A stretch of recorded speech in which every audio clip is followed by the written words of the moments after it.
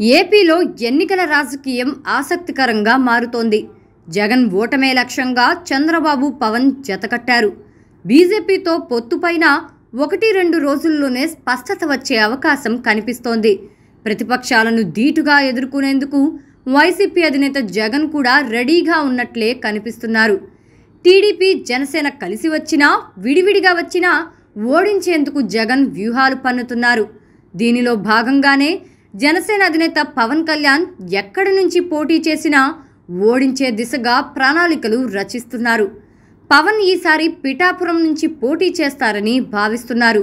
తొలుత గతంలో ఓడిపోయిన భీమవరం నుంచే పవన్ పోటీ చేస్తారని ప్రచారం జరిగినప్పటికీ అక్కడ వైసీపీ అభ్యర్థి గ్రంథి శ్రీనివాస్పై గెలవడం కష్టమనే సంకేతాలు రావడంతోనే పవన్ పోటీ చేసే నియోజకవర్గాన్ని మార్చుకున్నారని తెలుస్తోంది.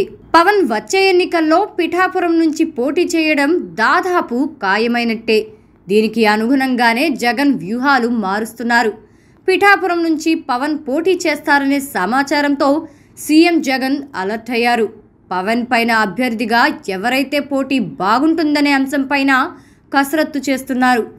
ప్రస్తుతం అక్కడ వైసీపీ ఎంపీ వంగా గీత పార్టీ సమన్వయకర్తగా ఉన్నారు.